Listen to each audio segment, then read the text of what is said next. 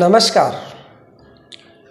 जैसा कि हमने चंद्रमा के प्रभाव को जानने के लिए एक पिछला वीडियो बनाया है, उसमें मैंने लक्षणों को बताया है कि चंद्रमा किन किन स्थितियों में आपका अशुभ है।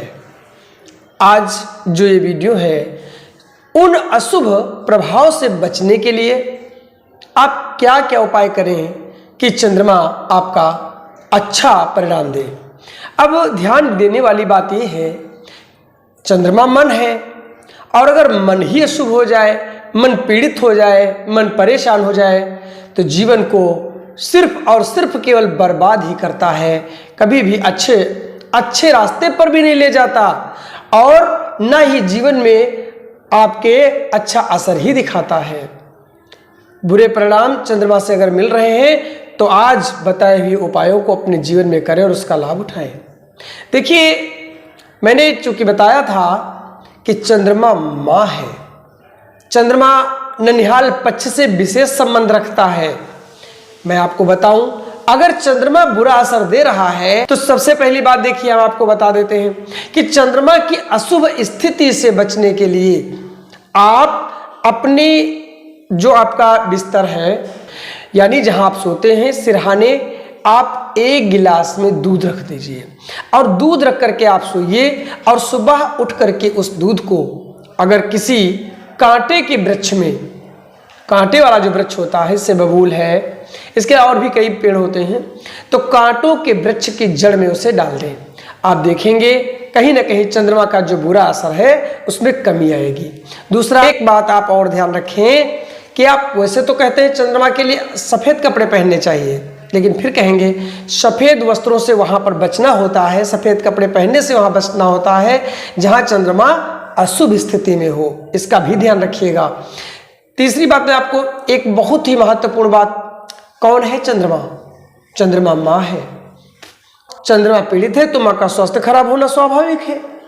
अब यहाँ पर ध्यान देने की ही बात है कि अगर तुम चाहते हो कि चंद्रमा आपका शुभ परिणाम दे, अच्छे परिणाम दे, तो आप माँ से एक चांदी का सिक्का ले लीजिए माँ से। और वैसे एक बात और यहाँ कहूँगा, अगर नानी हो, जिसको माँ की माँ यानी नानी अगर आपकी है, उनसे अगर आपको चांदी का सिक्का मिल जाए, सोमवार के दिन ले लें, उसका धूप दीप करके पूजन करें और पूजन करने के बाद उसे अपनी पर्स में रखें अथवा अपने पास हमेशा रखें। आप देखेंगे चंद्रमा के जो अशुभ परिणाम है उनमें कमी आएगी। यहाँ तक कि अगर चंद्रमा अशुभ यानी मन बहुत अशांत हो रहा है, मन काफी पीड़ित है, आप बेचैनी महसूस कर रहे हैं, परेशानी महसूस कर रहे हैं, तो आप चंद्रमा का शुभ परिणाम पाने के लिए माँ से भी ये सिक्का लेकर के सोमवार के दिन और उसका पूजन अर्चन करके उसे अपने पास रख ले, तब भी आपको काफ़ी अच्छे परिणाम मिलना प्रारंभ हो जाएंगे।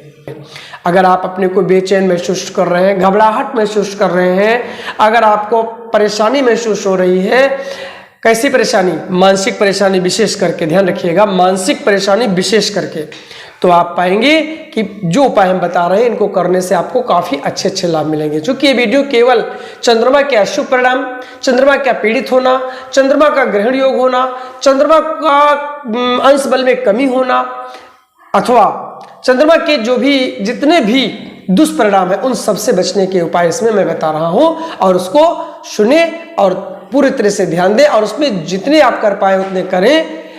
एक और दो भी अगर आप उपाय करते हैं तो कहीं ना कहीं उनका परिणाम अच्छा आपको मिलना प्रारंभ हो जाएगा। ध्यान रखिएगा, चंद्रमा मन है और आपकी कुंडली जो लग्न कुंडली, उसके बाद चंद्र कुंडली का ही सबसे अधिक योगदान है। सो पूरा वीडियो देखिए और उसको समझिए। चंद्रमा, सोमवार का सीधा संबंध चंद्रमा से है, इसलिए अगर आप सोमवार का व्रत करते हैं तब भी कहीं ना कहीं चंद्रमा के अच्छे परिणाम प्रारंभ मिलना शुरू हो जाएंगे।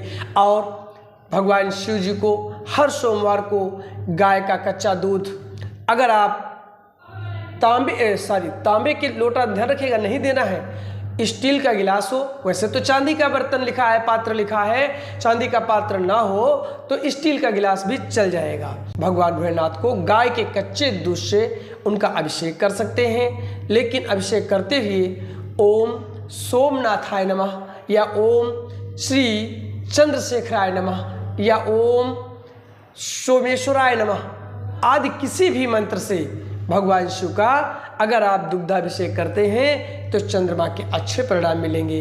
दूध की व्यवस्था नहीं है तो आप किसी भी नदी का जल, भगवान को गंगा जल अति प्रिय है और गंगा जल वो भी चंद्रमा से ही पूरा संबंध रखता है, इसलिए आप गंगा जल अथवा शुद्ध जल से भी भगवान का अभिषेक कर सकते हैं, उसका भी आपको अच्छा परिणाम ही मिलेगा।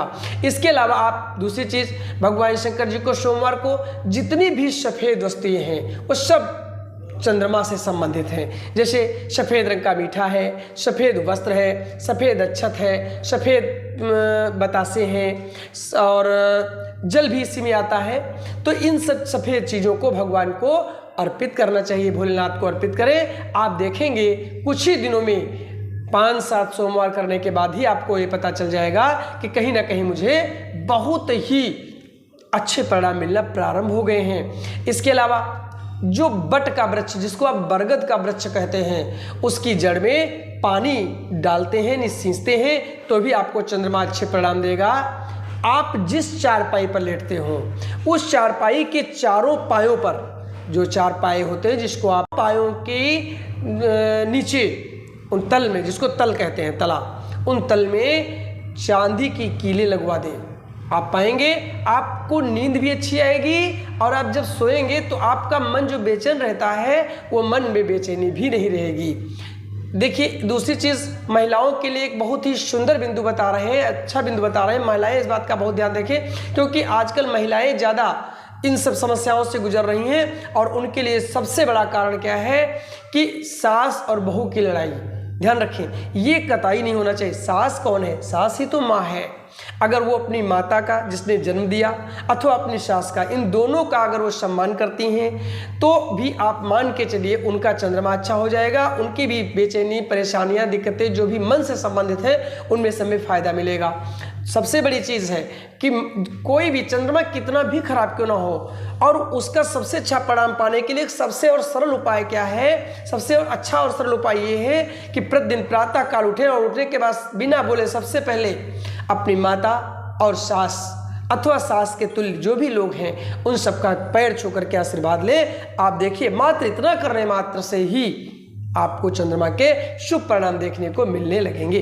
दूसरा क्या करना है, चांदी के 2 टुकड़े ले लीजिए, चौकोर बना लीजिए और उनको बनवाने के बाद किसी नदी, नहर आज जहाँ धारा चल रही हो वहाँ चले जाइए।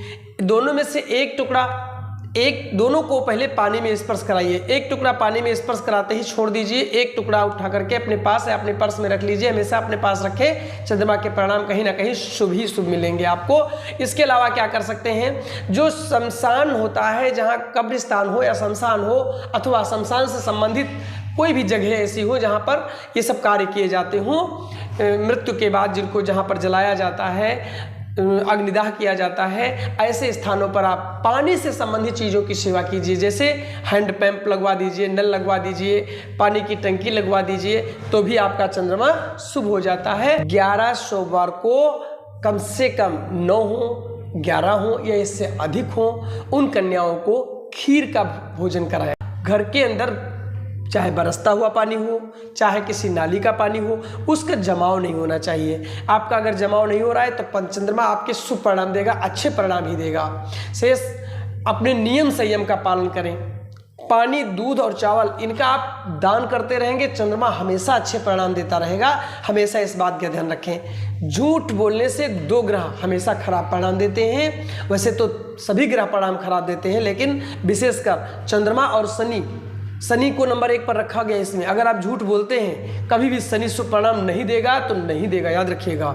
शनि आपको हमेशा, शनि की दशा चल रही हो, अंतर्दशा चल रही हो, महादशा चल रही हो, 7.5 चल रही हो, ढैया चल रही हो, पनौती चल रही हो, तो याद रखिए अगर उस पीरियड में आप झूठ बोलते हैं तो आप निश्चित, आप जानिए कभी शनि के आपको परिणाम अच्छे नहीं मिलेंगे। आप अत्यधिक परेशान हो जाएंगे, अपने जीवन में अत्यधिक परेशान महसूस करेंगे। इसलिए झूठ न बोलें, बेईमानी और लालच ना करें, इसका भी विशेष ध्यान रखें। आपको कहीं ना कहीं लाभ मिलेगा। 12 घर किसके? कुंडली के।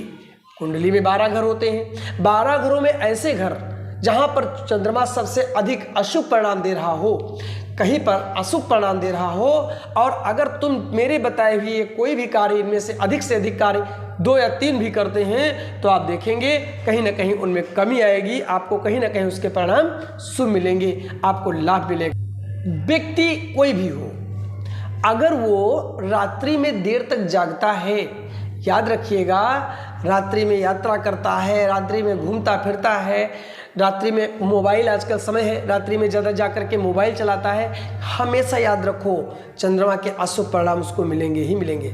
पूर्णिमा का व्रत भी कर सकते हैं। इसके लिए पूर्णिमा को तो जरूर करके खीर का भोग भगवान भोलेनाथ को अथवा आपके घर में जो भी आपका इष्ट है उनको अवश्य लगाएं, खीर का भोग अवश्य लगाएं।